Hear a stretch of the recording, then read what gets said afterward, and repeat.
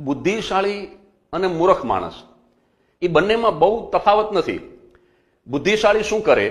ડાયો માણસ જે સાચું હોય એ જ કરે, જે સારું હોય એ જ કરે, એને ખબર હોય કે આ ન કરાય. અને મૂર્ખ માણસ છે ને, જે કરે એને સાચું માને, જે કરે એને સારું માને. અને અમુક તો એવા પાછા ચતુર મૂર્ખ હોય એ પોતે ભૂલ તો કરે પણ એ ભૂલને સાચી ઠેરવવાનો પ્રયાસ કરે.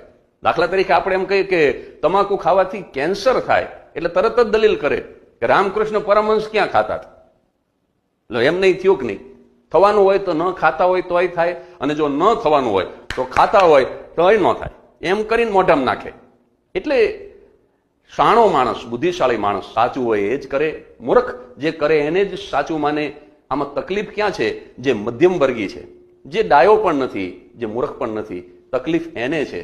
અને એ તકલીફ મધ્યમ વર્ગી જેવી છે, એ સાચું કરી પણ નથી શકતો, અને જે કરી રહ્યો છે એને સાચું સાબિત પણ કરી શકતો નથી.